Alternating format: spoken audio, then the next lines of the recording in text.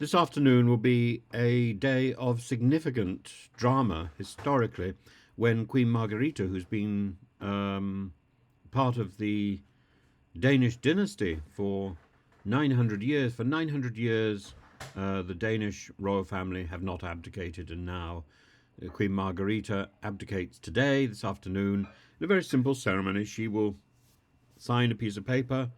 Her son will automatically become king. He will be announced in the parliament together with his wife, the Australian-born Queen Mary, which again is there's so much about Australia at the moment, with the advice to Rishi Sunak from an Australian, and now with the Australian Queen becoming Queen of Denmark, and I think this is a remarkable and interesting moment. Is it possible that our Queen, the late Queen, could have considered abdication? I think not.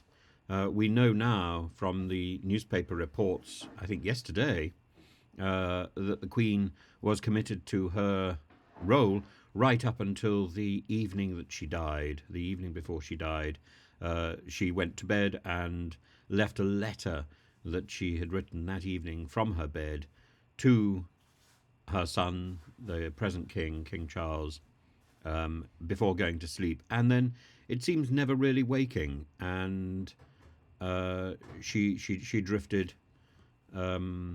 She drifted from this life without any pain, apparently, according to the eyewitness, and this is now going to be in a new book, which we should be able to read, and I think the 18th of January it's being published.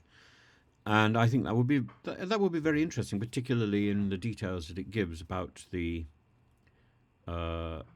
transition from Her Majesty Queen Elizabeth II to His Majesty King Charles III.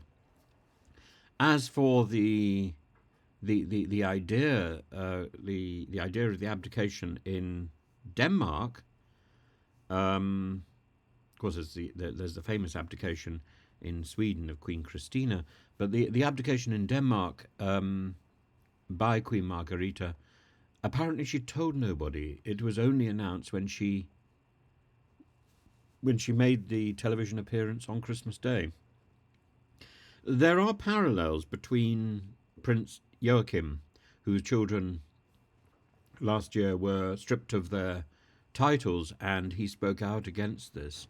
There are parallels, therefore, clearly between Prince Joachim and Prince Harry, both of them the spare, the heir and the spare, and negotiating a role for that second son, or for the second in line, is, I think, something that hasn't been focused on properly, and that clearly has gone so badly wrong so often, particularly in the case of Prince Andrew.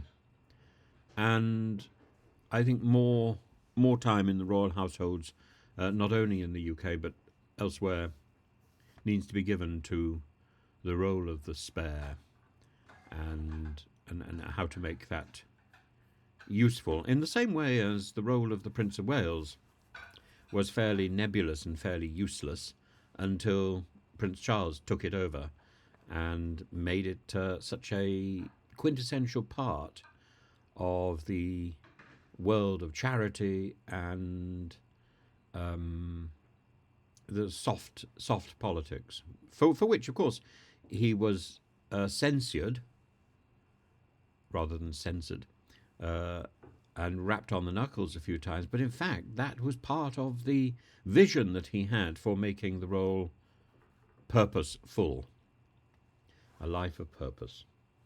So there we are. I wish Queen Marguerite all the very best, and King Frederick the 10th all the very best for a long reign.